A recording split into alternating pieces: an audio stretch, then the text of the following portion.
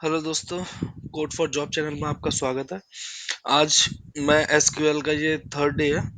पहले मैंने बताया है कि कैसे एसक्यूएल को इंस्टॉल करना है और उसके साथ में क्रिएट डेटाबेस, साथ में मैंने क्रिएट टेबल टेबल के लिए सारा कुछ बता दिया था। आज मैं बताने वाला हूँ जो कंस्ट्रेंट्स होते हैं वो क्या होते हैं एसक्यूएल सर्वर में। आपको बता दूं, जब भी हमें एक्यूरेट डेटा, देखो डेटाबेस में क्या होता है, मैं इसकी डेफिनेशन एक बार बता देता हूँ। Data integrity means the data contained in the database is accurate, consistent and reliable। तो जो डेटाबेस में डेटा इंटीग्रिटी क्या होती है, डेटाबेस में जो डेटा है वो एक्यूरेट होना चाहिए, कंसिस्टेंट होना चाहिए और रिलायबल। रिलायबल मतलब भरोसेमंद होना चाहिए। To provide data integrity, RDBMS मतलब होता है ये relational database management system, provides us with a set of integrity constraints। तो कई सारे set of integrity constraints provide करता है डेटा को एक्यूरेट, कंसिस्टेंट और रिलायबल रखने के लिए। तो what is a constraint in SQL server? तो we can define SQL server constraint as a property that can be assigned to a column. मतलब एक प्रॉपर्टी होगी जो कि कॉलम को असाइन करेगी, और columns of the table, table के कॉलम को। ठीक है, तो डेफिनेशन को छोड़ते हैं, आगे बढ़ते हैं, है ना। मैं आपको बताता हूँ कि एक्चुअल में डेटा इंटीग्रिटी, अब ये what are the different type of SQL server constraint available. तो ये 6 टाइप के होते हैं, है ना। तो इसमें पहला होता है डिफॉल्ट कंस्ट्रेंट, दूसरा होता है यूनिक की कंस्ट्रेंट, तीसरा होता है नॉन नल कंस्ट्रेंट, चौथा चेक की कंस्ट्रेंट, पांचवा होता है प्राइमरी की कंस्ट्रेंट और छठा होता है foreign key constraint. Constraint are imposed on a column of a table. तो ये नोट एक दिया गया है कि टेबल के कॉलम पे ही कंस्ट्रेंट हम लोग लगा सकते हैं, लगाते हैं, है ना। तो पहला है डिफॉल्ट कंस्ट्रेंट। तो डिफॉल्ट कंस्ट्रेंट में होता क्या है कि जैसे हम किसी कॉलम की वैल्यू एंटर करवाते हैं, जैसे मान के चलो डेट ऑफ बर्थ एंटर करवाते हैं, है ना। तो डेट ऑफ बर्थ पे तो ये गलत दिया हुआ है गेट डेट, अगर हम लोग ऐसे करवाएंगे डेट इंसर्टेड, जैसे मतलब किसी टेबल में कोई भी डेटा इंसर्ट करते हैं, जिस दिन डेटा इंसर्ट करेंगे उसकी डेट आ जाए, तो उसके लिए हम लोग गेट डेट फंक्शन है वो यूज कर लेते हैं। तो चलिए मैं आपको सीक्वल पे बताता हूँ कि कैसे करते हैं ये। तो सबसे पहले हम लोग क्रिएट करेंगे, एक एम्प्लॉय टेबल क्रिएट कर लेते हैं। हमारे पास एक स्कूल डीबी है, इस स्कूल डीबी को हम लोग ड्रॉप कर देते हैं। ड्रॉप करने का तरीका मैंने बताया था, डिजाइनर से भी आप कर सकते हैं और डायरेक्टली भी कर सकते हैं। तो मैं डिजाइनर से कर देता हूँ डिलीट।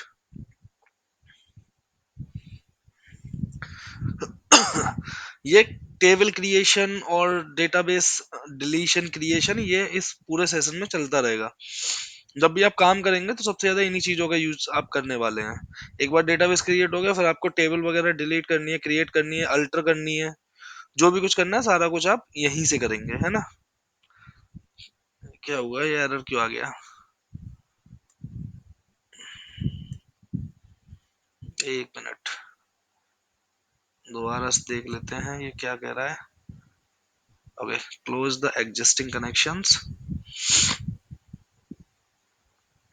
तो क्लोज एग्जिस्टिंग कनेक्शन हो गया, तो डेटाबेस डिलीट हो गया। वो असल में क्या था, यहाँ क्वेरी विंडो मैंने यहाँ पे ये सिलेक्ट कर रखा था, इसलिए ये डिलीट नहीं करने दे रहा था। तो ठीक है, अब नया डेटाबेस क्रिएट करते हैं, है ना। नया डेटाबेस क्रिएट कर देते हैं ऑफिस के नाम से। एम्प्लॉय ऑफिस में ही होता है, तो ऑफिस डीबी, है ना। एक ऑफिस डीबी हम लोग क्रिएट करते हैं, ओके करते हैं। अब ये क्रिएट हो गया, इस क्वेरी को बंद करते हैं, है ना। क्लोज करो यार। अब चलो, अब हमारे पास जो डेटाबेस आ गया वो ऑफिस डीबी आ गया। अब हम एक टेबल क्रिएट करते हैं एम्प्लॉय नाम की, है ना।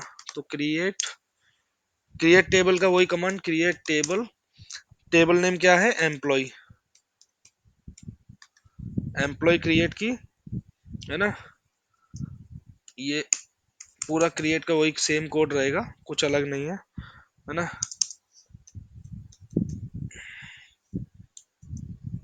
ID int not null. Not null का मतलब है ये वैल्यू कभी भी नल नहीं होगी, ये हमें पास करनी ही करनी पड़ेगी, है ना। दूसरा है लास्ट नेम। लास्ट नेम है वेर केयर। वेर केयर 100 कर लीजिए इसको, है ना, और इसको भी नॉट नल दे दीजिए। ध्यान रखना, जिस जिस फील्ड को हम लोग नॉट नल देंगे उन सारी फील्ड का हमें डेटा प्रोवाइड करना ही करना पड़ेगा। अब फर्स्ट नेम, तो फर्स्ट नेम भी वेर कैर, इसको भी 100 दे दीजिए। मैंने टेबल में बताया है कि ये सब क्या है, वेर कैर क्या है, 100 क्यों देते हैं, ये सारा मैंने प्रीवियस लेक्चर में बताया हुआ है, वहां पे आप देख लीजिएगा प्लीज। फिर है एज, एज इंटीजर टाइप का होगा, क्योंकि ये 1 2 3 4 है तो इंटीजर होगा। अगला हम लोग यूज करते हैं डेट बर्थ, या इसको बर्थ डेट कर लीजिए, डेट बर्थ अजीब सी लग रही है, तो बर्थ डेट। तो बर्थ डेट को हम लोग एज ए डेट कॉलम लेते हैं। ये डेट होता है इसका वेरिएबल टाइप, है ना, और ये होता है डिफॉल्ट। अब ये इसका हम लोग डिफॉल्ट वो दे रहे हैं कंस्ट्रेंट, तो डिफॉल्ट कंस्ट्रेंट क्या दे रहे हैं, गेट डेट, है ना। तो गेट डेट दे दिया हमने। अब गेट डेट एक फंक्शन है, तो फंक्शन की तरह इसमें ब्रेसेस आ जाएंगे, है ना। तो ये टेबल है। चलिए इसको क्रिएट करते हैं, फिर आपको इसका मतलब एक्चुअल मतलब समझ में आएगा, है ना। अब देखिए ये हो गया क्रिएट, तो ये टेबल क्रिएट हो गई है। अब एक न्यू क्वेरी खोल लेते हैं और इसमें डेटा इंसर्ट करा के देखते हैं। इंसर्ट इनटू, टेबल का नाम था एम्प्लॉय,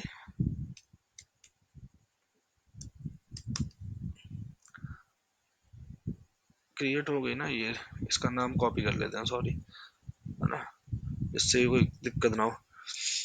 अब इसमें हम लोग कॉलम्स के नाम दे देते हैं। तो पहला है आईडी, है ना। आईडी में हम लोग जो भी पास करेंगे वही करेंगे। अभी पहले डेटा का नाम ले लेते हैं, last name, last name first name age, sorry छोड़ो इसको, लास्ट नेम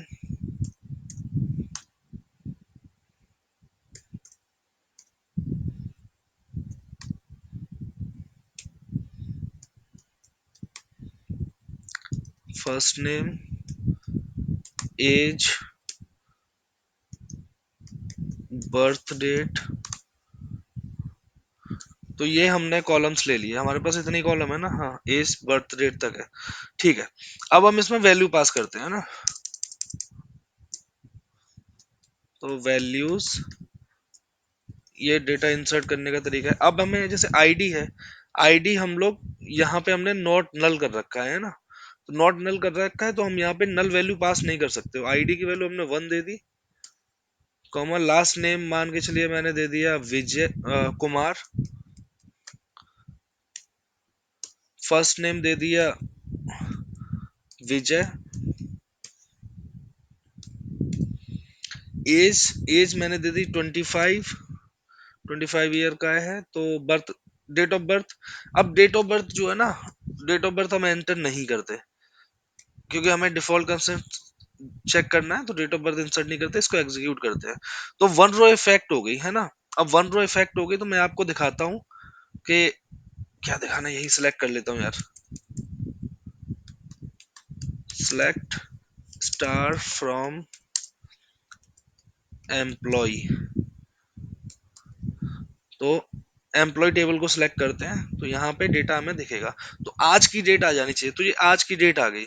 आज क्या है, 7/9/2023, है ना, और 9/7/2023 है, तो ये 9/7/2023 आ गई, तो आज की डेट आ गई। तो डिफॉल्ट कंस्ट्रेंट का मतलब यही रहता है कि जहां कहीं भी आपको जरूरत पड़े, तो वहां पे आप डिफॉल्ट वैल्यू पास कर पाए, है ना। अगला है not null constraint. Not null constraint भी मैं इसी में बता देता हूँ। जैसे ये नॉट नल है ना, आईडी नॉट नल है और लास्ट नेम नॉट नल है ना। तो मैं इसको ना ऐसे आपको एक एग्जांपल के थ्रू करके दिखाता हूँ, इसको कमेंट कर देते हैं, है ना। अब हम क्या करते हैं, इसमें लास्ट नेम की वैल्यू पास नहीं करते हैं, या लास्ट नेम की वैल्यू हम यहाँ पे नल कर देते हैं ना। तो ये क्या करेगा, ये एक एरर दे देगा कि ये वैल्यू, देखो, can not insert the value null into the column last name table. I hope कि आपको ये दिखाई दे रहा होगा, मैंने काफी साइज इंक्रीज कर दिया। तो table office db dot dbo employ column does not allow the last name, sorry, does not allow the nulls, insertion fail, तो ये रिकॉर्ड इंसर्ट नहीं हुआ। तो नॉट नल कंस्ट्रेंट यही होता है ना। ये हम लोग नॉट नल क्यों देते हैं, मैं आपको बता दूं। जैसे ईमेल आईडी है, जैसे मान के चलिए आप बैंक का फॉर्म भर रहे हैं, तो बैंक में क्या रहता है, आपका phone number email ID compulsory होता है। अगर आपने नहीं डाली तो वो क्या करेगा डेटाबेस, वो आपको एक एरर एरर फेंक देगा। क्योंकि ईमेल आईडी बंदा आपको कांटेक्ट कैसे करेगा, ईमेल आईडी से करेगा और फोन नंबर से करेगा। तो अगर वही आपने नहीं दी है तो वो कैसे आपको कांटेक्ट कर पाएगा। तो इसीलिए कुछ चीजें कंपलसरी होती हैं, तो उन कंपलसरी के लिए हम लोग नॉट नल कंस्ट्रेंट यूज करते हैं। तो आज के लिए बस दो ही कंस्ट्रेंट बहुत है। कल मैं आपको नेक्स्ट लेक्चर में बताऊंगा आगे की चीजें। ठीक है, आप अगर नए हैं इस चैनल पे तो इसको सब्सक्राइब कर लीजिए। एसक्यूएल सर्वर ये 30 डेज का कोर्स है। इसको आप करने के बाद में आप सपोर्ट या फिर मतलब डेटाबेस सपोर्ट या फिर डेटाबेस डेवलपर के लिए जॉब सर्च कर सकते हैं। इसके अलावा ये हमारा 90 डेज का पूरा कोर्स चल रहा है, जिसमें मैंने आपको जीरो से हीरो बनाने का टारगेट दिया हुआ है, कि मतलब आप जीरो एक्सपीरियंस से 5 ईयर एक्सपीरियंस तक के बंदे को फोड़ सकते हैं। ठीक है, तो आज के लिए बस इतना ही। अगर आप नए चैनल को सब्सक्राइब कीजिए।